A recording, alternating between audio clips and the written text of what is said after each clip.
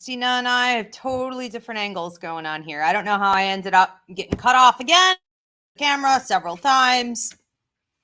My head is still getting cut off. Hello, everyone on TikTok. How are you? That's not good.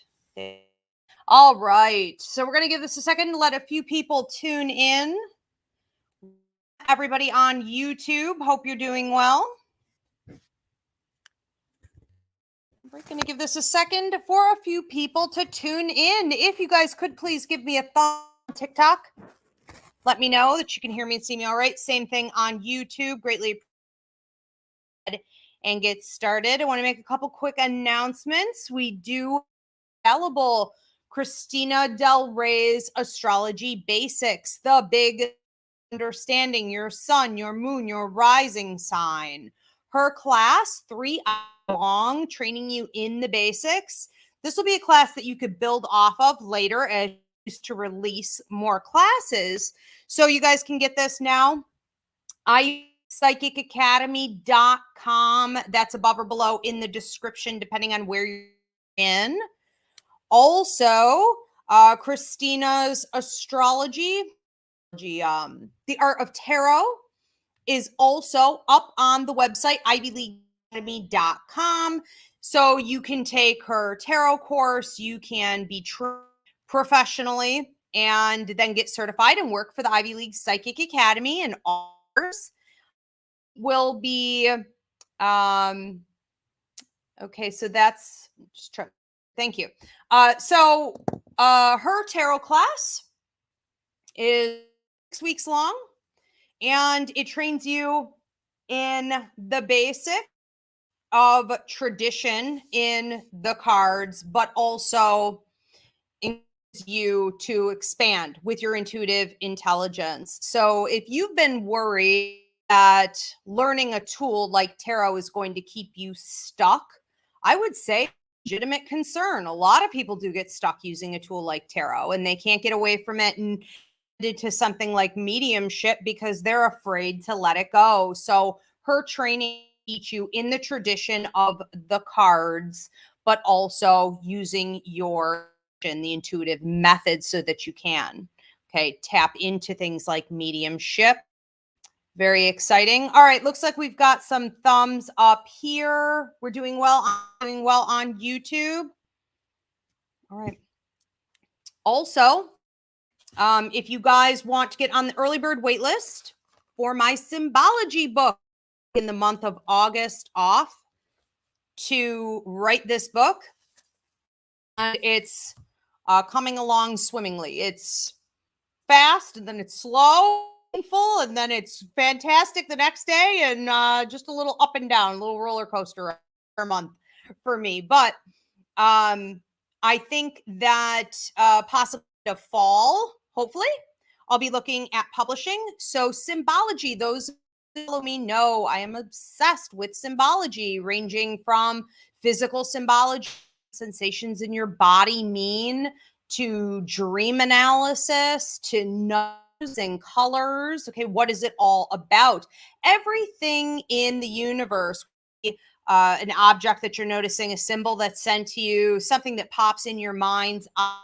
These are all messages. And without understanding that lost language, we're basically just out with all kinds of direction and confirmation and support being given to us, and we just got to accept it. Okay, so that's what the symbology book is going to cover. If you want to get on the early wait list to order the book, you're going to go to Rivera at yahoo.com and let us know. All right, looks like we have a few people tuned in. We're going to go ahead and get started. So welcome, everyone. This is Roots InterFaith. I'm your pastor, Ivy Rivera, psychic medium. I'm a Taino Arawak school called the Ivy League Psychic Academy, where I train people internationally in everything, ranging mediumship development to tarot numerology, astrology, and paranormal work. You name it, we do it. We hope to see you there for classes. If you're tuning in here tonight for the first time, I am here with Reverend Christina DelRey, Astrologer. How are you, Christina?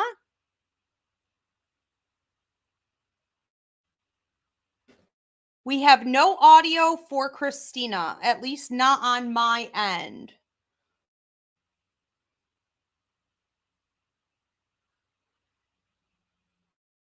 This is why we check things. Try again, Christina.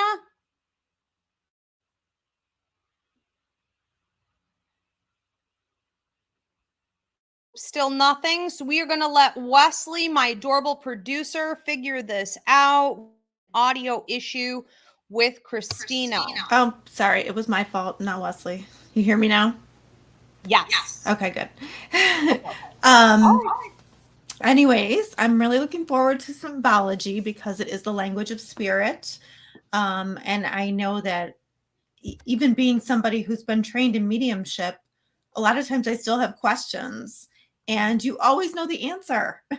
You always know what they mean. It's crazy. So I'm excited. Thank you. Yeah, Christina and I are messaging each other many, many mornings. What does this thing mean in my dream? And why did this bug land on me? And what did this mean on the way to work? And I do. Spirit has been a real blessing in giving me answers to what these different symbols mean since I was a kid, and they are accurate. It's been really phenomenal, and it's a lot of fun. So definitely check it out. All right, so now that we have audio, looks like everything's going well here.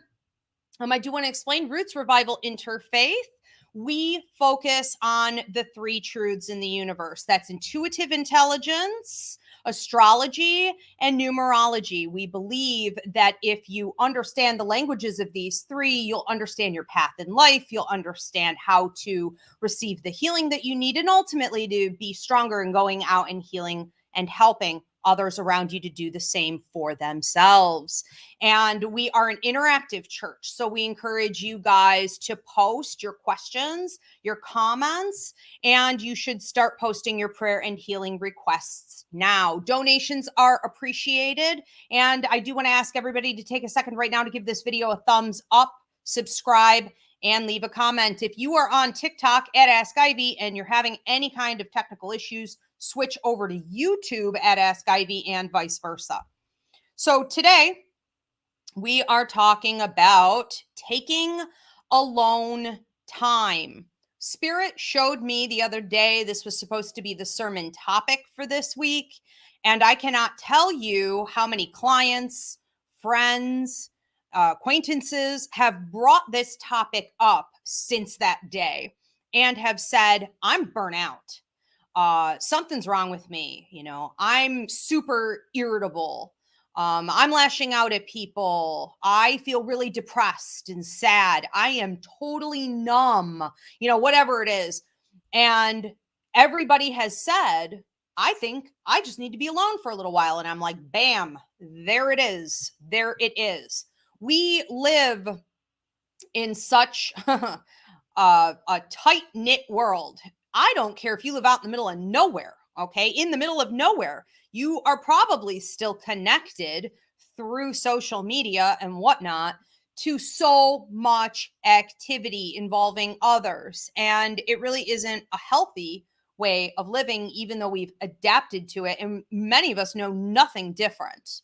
Today, we're going to be talking about the different reasons we are so embedded in the company of others, why it's really not working, what are the indicators that you should be taking more alone time, and how you can do that more effectively. I'm going to go ahead and talk first, then we're going to give Reverend Christina the microphone here, and then we will be taking your questions and comments after that. So go ahead and start posting them now.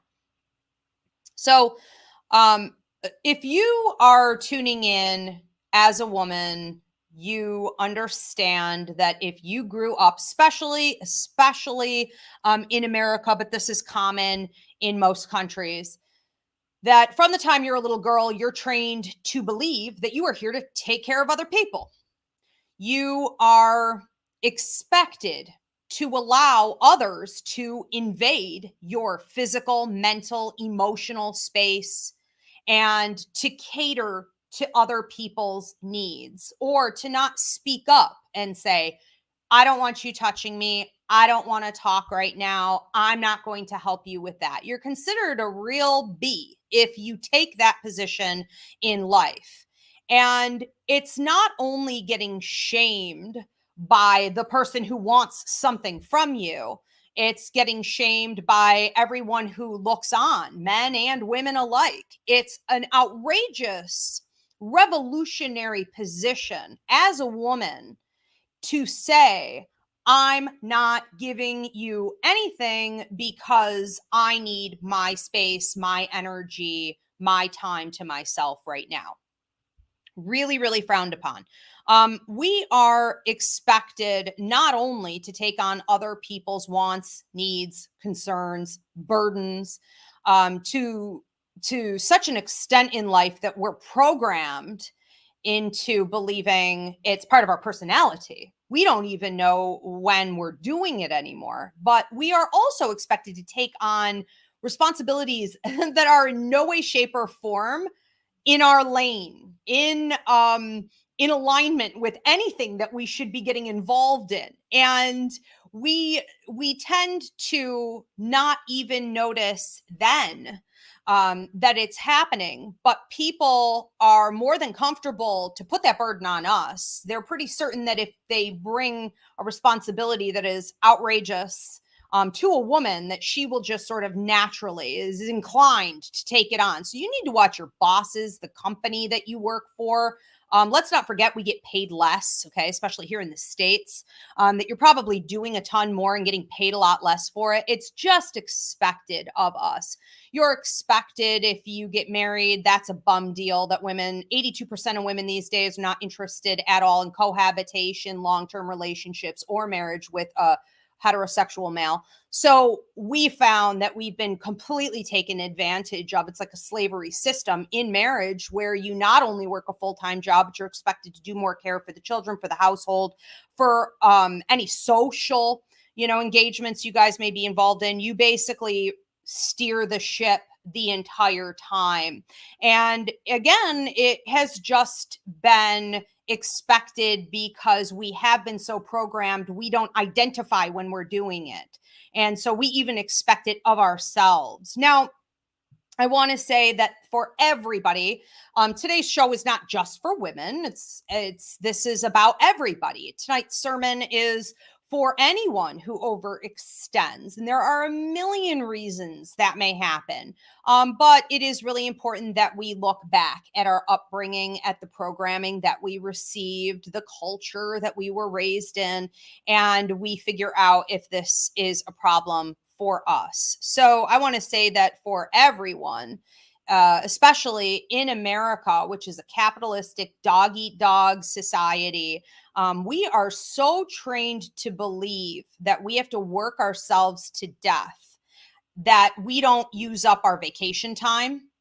Often we're worried it's going to be a penalty against us. It's considered lazy or selfish for you to be taking mental health days, any personal space for yourself, just for your mental health. That's outrageous and unheard of.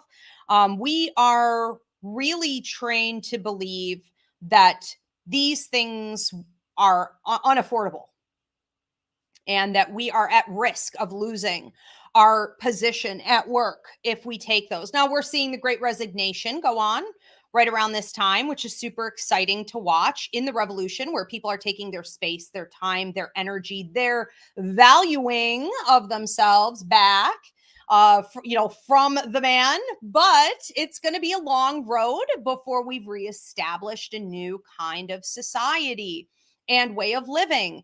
And this is a great time for everyone to sort of study what's going on. If you have a friend or a family member or someone that you've watched pull away from their traditional role at work, where they were just driving themselves into the ground and they are now doing something far more fulfilling with their time, I think that this is someone you should study and look at the health, the mental, emotional spiritual well-being of this person and the improvements that are being made, even if it isn't a perfect life for them yet. Maybe they did sacrifice some money, but now they're happier in so many other ways. I want you guys to post in the comment section if you're one of these people who has stepped out and taken that leap of faith in a new direction.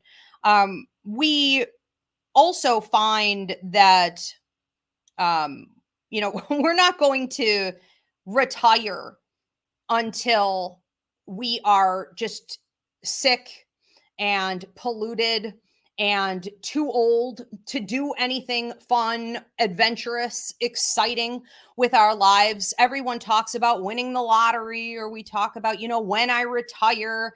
And we find that that's a reality for very few people, that they will get to that place of happiness because of the cost of living. And we need to remember that we are going to completely and utterly sell ourselves out if we don't take the time that we need to live our lives now. We see that people who are in a work environment, especially empaths, okay, any empaths here? The empathic awareness class is helpful to learn boundaries and blocking tools, but many of us empaths find ourselves in work environments, family environments, even social environments, being with your spouse or a lover, where we are so extremely drained from the presence of these other people, from accidentally overabsorbing other people's energy day in and day out, that we deteriorate to some really extreme levels. And we don't understand how to recoup our energy, how to reclaim our space. And we may have a lot of guilt over even wanting it. This is not at all uncommon. And I'm going to talk more to the empaths in the audience here a little bit later when I talk about solutions. But this is not uncommon to feel as though you don't want to be at the dinner table with your family anymore. You don't want to go to a social event. You don't want to sleep in the same bed as your spouse anymore. And a lot of this, well, that sounds funny, getting your own bed, having your husband get his own room, that's funny. It's really not. If you look at the toll that it's taking, you may have been, and I can't prescribe diagnose, but you may have been diagnosed or misdiagnosed with anxiety disorders and depressive disorders, OCD, ADD. And a lot of this is coming from overconsumption of other people's energy. Maybe you do actually need to get that spouse out of your bedroom. He could take the cats and the dogs and the kids with him. If you are the kind of person who can't handle all of that, you're really going to show some significant signs of deterioration that are different from the average person. Okay, so this can come along with empathic ability. So we need to watch for that as well. Don't forget, there are 4 levels to empathic ability, and we increase over the years. Okay, we get more sensitive as we go up that scale. So I want to talk about some signs that you need alone time. All right, and alone time is not just about taking a little personal space, going and getting a coffee and going down, to the water. It is not about going to the spa or taking a week's vacation, with your family from your job every year. Getting alone time is a spiritual practice. It is spiritual hygiene. It is energy maintenance. It is mental health. It is your physical well-being. It is your emotional well-being. It is something you should be doing all day, every day as needed. It should not be a luxury that we occasionally visit when we have completely crashed and burnt out or we're about to. Okay, so I want you to start thinking of it in a different way. So here are some signs that you need alone time. Number 1, you're burnt out. What does it mean to be burnt out? It means that you cannot function anymore on a reasonable or high level. You are unable to process all of the stimulation that's going on in your life. Typically looks like depression.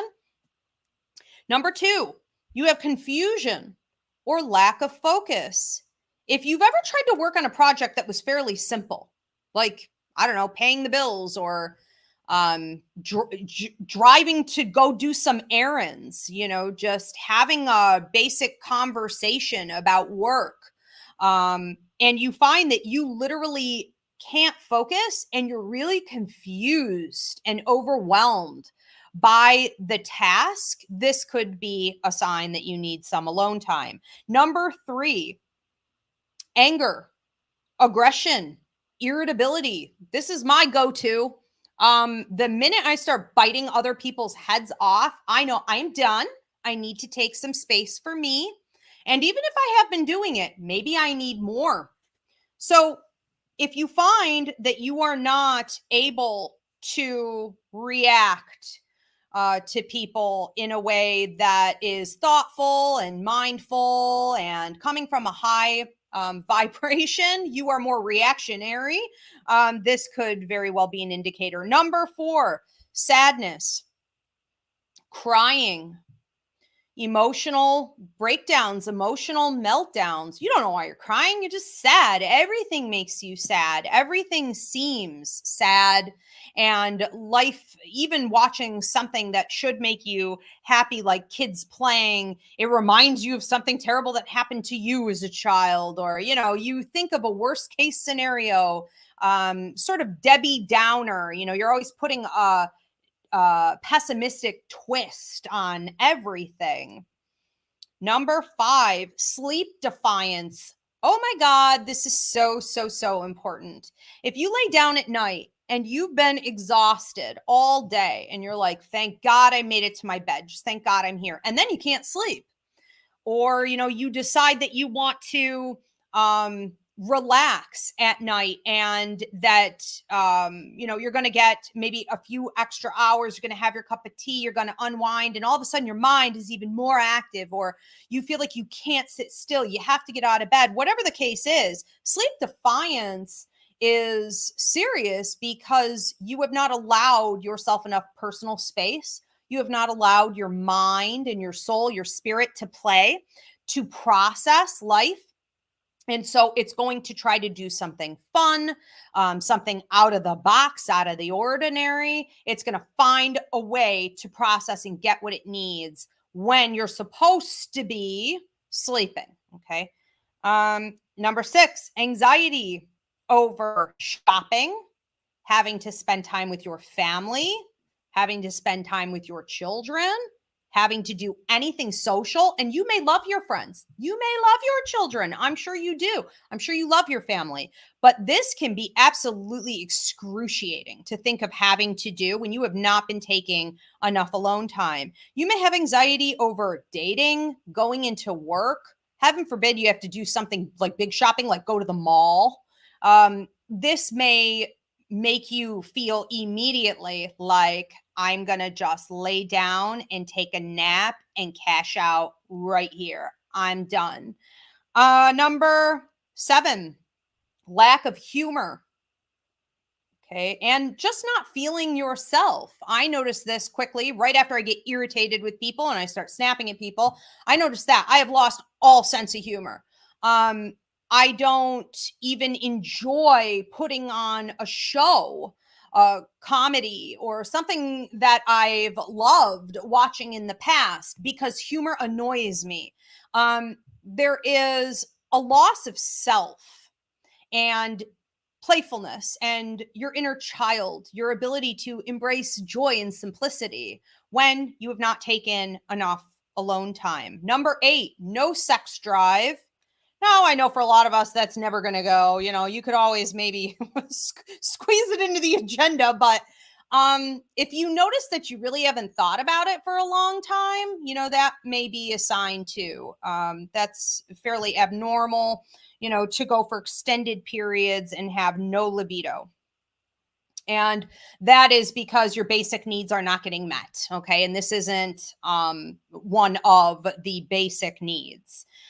Number 9, you feel numb. You feel nothing. You have a lack of interest in hobbies or projects or other things that you used to really enjoy doing. Especially, I want to say a big red flag is if you enjoyed working out, if it was always part of your routine, and then all of a sudden, just the idea of like going for a walk, getting your workout in is like such a burden. This may be a big red flag.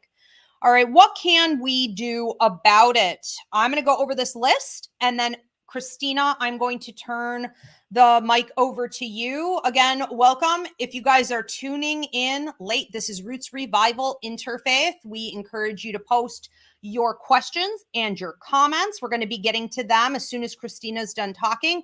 I encourage you to also post your prayer and healing requests. Donations are appreciated. Please, everyone, give this video a thumbs up right now and drop a comment to get it moving in the algorithm and subscribe.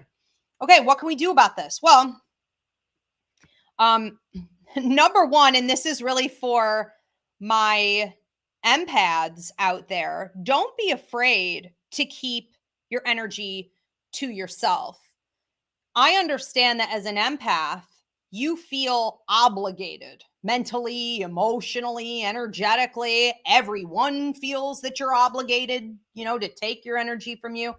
You are embedded in a system of need and greed and a desire for healing. And you have to understand that it's up to you. You have to hold yourself accountable. It's your responsibility to say no. And I would say that you shouldn't not only, be shy to say it to strangers and friends and family, but to your lover, to your spouse, to say in a situation, for example, like sleeping alone, that's something that you require for your own well-being, but it doesn't mean you could tell the other person that I love you any less, that I'm any less invested in this relationship. And you could say that to people at any time. Okay. I appreciate this job, but I'm going to have to pull back. You say to your lover, I appreciate you very much, but I'm going to need more personal space to be a better investor in this relationship so we can continue to grow. You have to take time away from your children who are constantly needing, and not feel guilty about that. We talk about mother's guilt. You can't walk out the door to go to work without feeling guilt, as a parent. And this is something we need to hold ourselves accountable for. Okay. So don't be shy to take the space that you need for yourself. Number two, I would highly recommend to everyone that you create your own me room. Now, I know that this may sound privileged and that this is a luxury for many people, but I would bet that even if you could just create a little corner in the bathroom, or if there's a small closet, or if it could be a corner of your bedroom, or if it could be a piece of the yard, or if it could be whatever, right? Some of us are going to be able to have an entire room to ourselves, and other people not so much. But can you create a space? You create a space that is for you and holds your energy and your intention, your manifestations, your connection to spirit by going there repeatedly.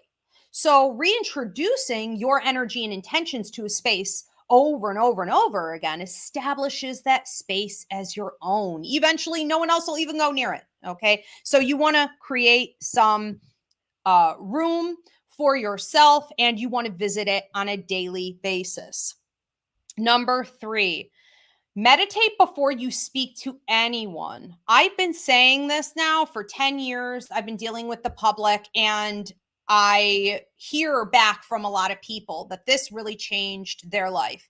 And this is about waking up in the morning, the afternoon, whenever you wake up, whatever your time zone is, and deciding that before you get on social media, you answer your texts, you start dealing with anyone, you stay in your own energy and you connect with your guides, with spirit, with your higher mind, with yourself for maybe 10 to 15 minutes and receive any guidance that you're going to need for the day and get some ideas about what you should expect for the day. Get in touch with your own energy. This will help you to eliminate also that irritability that can come when you first wake up and you're just bombarded with other people, right? And all their needs, your to-do list so quickly. Meditate before you speak to anyone. Number 4, learn to say no to things that are going to drain you, taking on extras. Take a good look, do an assessment on all the things you do, all your volunteer positions and whatnot, and take a look at your family, your lover.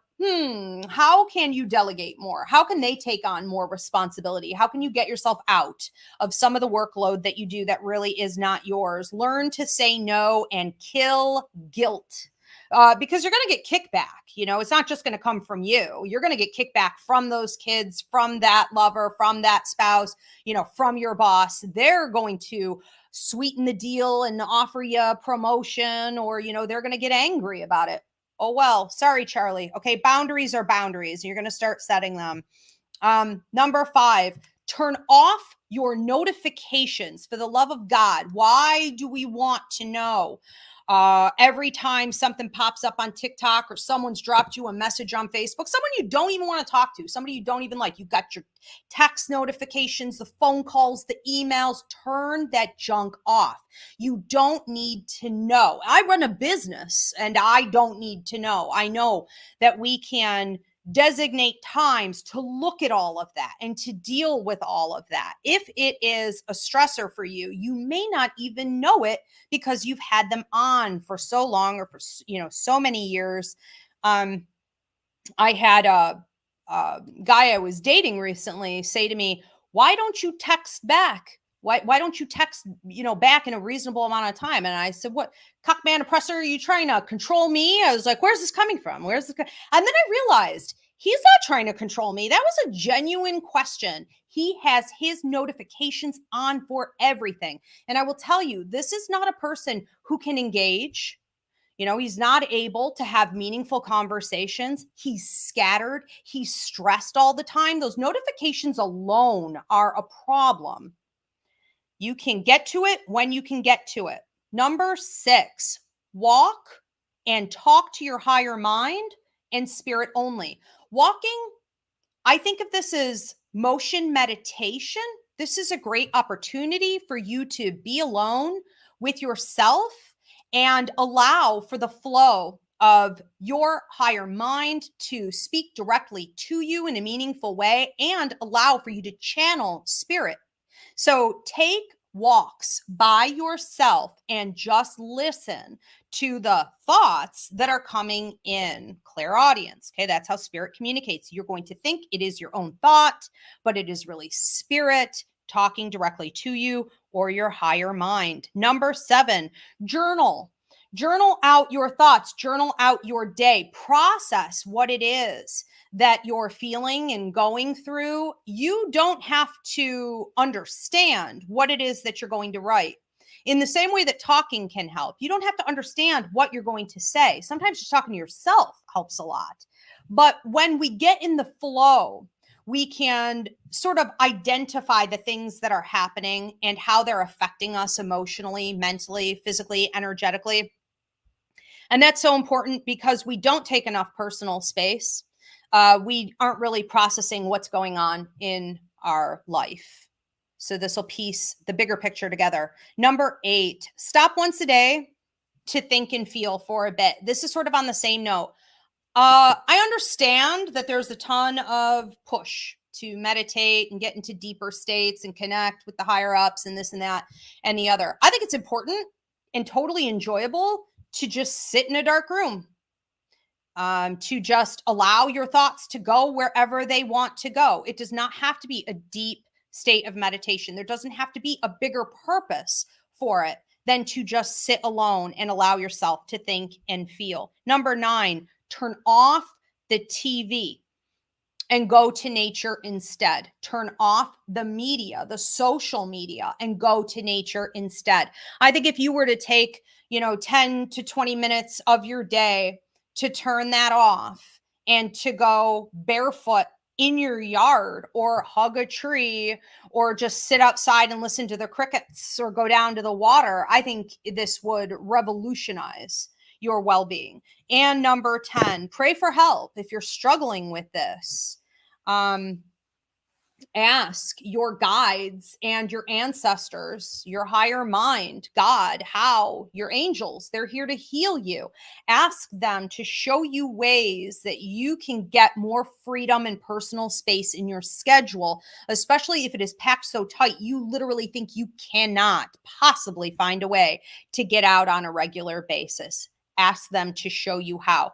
Spirit has a way of just creating paths miraculously for you. Okay, it will happen. And I understand that our schedules can feel very much like prisons. And it's really sad when you start to feel that way about, family and loved ones and social events and things that you once enjoyed, and shopping, and, everything feels like a prison to you because you're not taking enough alone times. This is a really serious topic. And this is how spirit gets in, okay, is through your alone time. So it is sacred. Take it.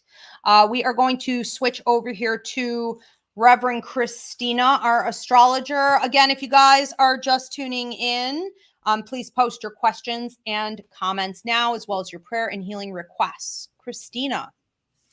So, I do find that men typically do take more time for themselves than women. Women don't feel like they can allow it. And of course, there's exceptions to every rule. But you had a really good point. And we, women, if you notice too, and we're brought up this way to care for everybody's needs. They have, I don't know the statistics, but tons of autoimmune disorders. That is the biggest thing right now, is autoimmune disorders. And it's predominantly women that have it. And you can see why, because they are not caring for themselves. They are caring for others first. Cancer is also another huge one for women. So this is coming out. Their health is falling apart, their mental well-being. And yet nobody... Can I just interrupt on that real quick? I'm so sorry, but new research just came out that showed that something like 65% of women with autoimmune disorders who divorced and got away had a reversal. Yeah, it's really amazing because women take on so much. Yep. And especially empathic, empaths. So, and I noticed too, I'm a teacher, so I work around a lot of teachers, and you're caring for kids at school, and then you're going home and you're caring for kids there. So it's that is really tough. But healthcare workers especially have it, I think, the worst, because they're used and abused, and they don't even have really good health care themselves, even though they work in healthcare. And it's stressful. They're overworked. And I just feel like, we have really missed the boat on self-care in this country. It's terrible. And I just don't know, why we're not more concerned about it and why we're not doing anything. We are just, as women, we also teach our children, and we don't do it on purpose, but we teach our children the same things. And we really have to look at what we're teaching our kids, because, you had a good point there when you said that, we don't really teach kids boundaries, especially when it comes to relatives and things like that. Oh, go kiss your uncle. He's here. Well, maybe I don't want to kiss my uncle. You know what I mean? And that was one thing I really tried hard not to make my kids do. I would say, well, go say hi, and they would sheepishly say hi, but that would be it. I wouldn't force them to hug and kiss anybody that they didn't want to, because you're just teaching them to go against their intuition, and we have to really be careful of that. In astrology, when we take time for ourselves, one of the things that, we look to in astrology is the moon. Whatever your moon is, that tends to be your needs. And if you know your moon, then, it's easy to research what your needs are. You have to really look at the sign. You have to look at the house. We do this in my course. But your moon is tied to your soul purpose, but it's also tied to what you need as an individual emotionally, because the moon is our emotions. So, for an Aries moon, maybe they need, exercise or sports. Maybe that is a meditation to them. They need to be alone and do that in the moment. A Cancer moon might need a little space carved out in the house, like you were talking about. A Pisces moon might need quiet communication with spirit, just merging with spirit is, plenty. A Taurus moon might need a bath with lots of good smelling oils and salts and, textures and things like that. So I would look to the moon first to see what is going to rejuvenate you, because, not everybody's taking time for themselves is the same. If I say to you, and I like to go in the hot tub. So if I'm like, go in the hot tub and have, and you might be like, oh, I hate hot tubs. You know what I mean? So that might not be fulfilling for you, and everybody's a little bit different. And if you're not enjoying your alone time, if you are not, if it doesn't leave you feeling at least a little bit fulfilled, then you're not doing it right. So, you shouldn't be, running an errand. That's not, time for yourself. So, keep in mind what makes you happy, what is enjoyable to you, and then go do that. And that is usually indicated by the sign of the moon, the house of the moon, and any aspects it makes to any other planets make to your moon. Keep the times that you take for yourself like an appointment. Schedule it in your calendar, actually physically write it in. A lot of times, especially when you have young children, there is no place you can go and hide in the house. There's just not even one crevice.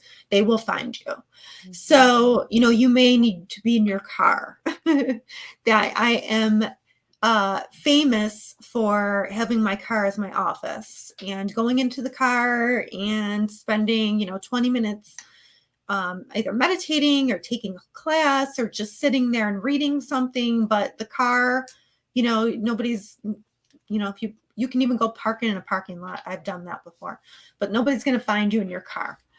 If it's too cold for the car, Starbucks, you know what I mean? I used to go to Starbucks a lot, and I would they knew me, they could tell my order right when I walked in the door. But I took a half hour for myself at Starbucks, I got my coffee, I sat down, I had something to read in front of me. It was the best time ever in my day. It's what I look forward to all day long. And I tried to always schedule it in. I would keep it in the routine. Number one, keep it simple. It doesn't have to be, a night out partying every time you want to be alone. Just keep it simple. This is just for you. This is just for yourself.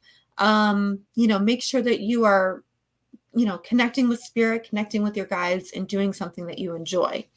I just happen to really enjoy reading. So that is like one of the things I like to do when I'm alone. Stay in the moment. If you are thinking about, if you're thinking about tomorrow and, all the things you have to do, that's not really alone time, because now you're just worrying and you're in anxiety. So you really have to, and sometimes people like music too. I'm not a music person, so that doesn't really speak to me, but sometimes I can play light music in the background. But stay in that moment, keep your mind current on whatever's there. And that's going to, that's going to feel the easiest to you. Make it an event you look forward to every day.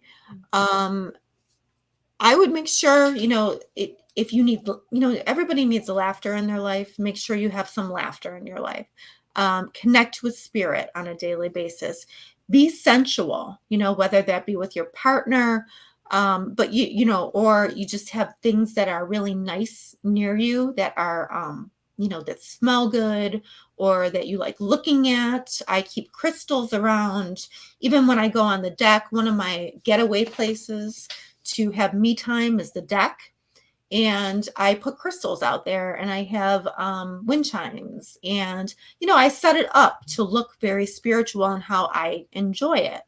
And then then I have a place, and I go out there and I feel calm, and okay, I'm in my spot, and I don't need very long out there, but I take my time.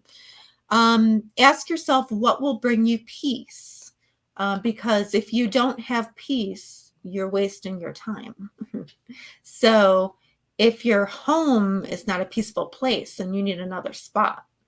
You need to find whatever is going to bring you peace and wherever you can feel peace. And, mental health days too. I have been known to call in and be like, you know what? I need a mental health day. And maybe you don't do anything. Maybe you sit and stare at the wall, but sometimes you just need to be out of that craziness for a little while, because your brain can only keep up with so much crazy until it's too much. And another thing too, I think, is to be childlike. We forget to, we're adults. We have so many responsibilities. We forget to be childlike and just, see the world in a childlike, playful way sometimes. I mean, obviously, we have to attend to all of our responsibilities during the day, but the time that you take for yourself is for yourself. So do something, worth giving yourself, like to bring yourself up vibrationally in that moment. And then you can go back to the rest of your day. And I would say get to know your moon, number one. All right, right on. I just want to say, off of what you said a second ago, Christina, about having it structured, or like having it scheduled, or like, having it planned. I think this is where some of us are going to be a little shocked at how big an issue this is.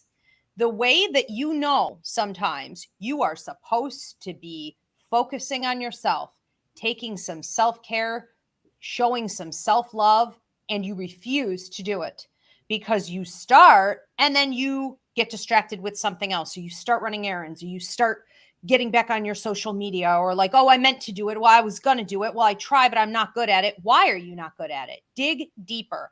That isn't healthy. Why is it that you won't give yourself the love, the care that you need?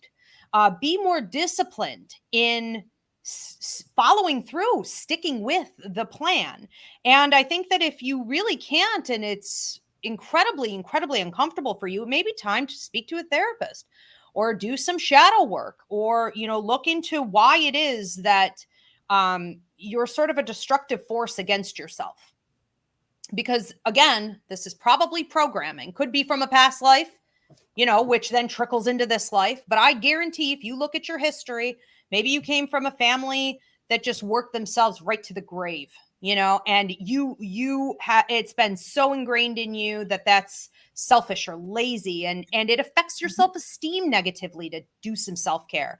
This can get really serious, and we have to examine the deeper issues here for sure. Yeah, and we have to break those family curses too, like we have to break that. Like our ancestors, they didn't know how. We know how.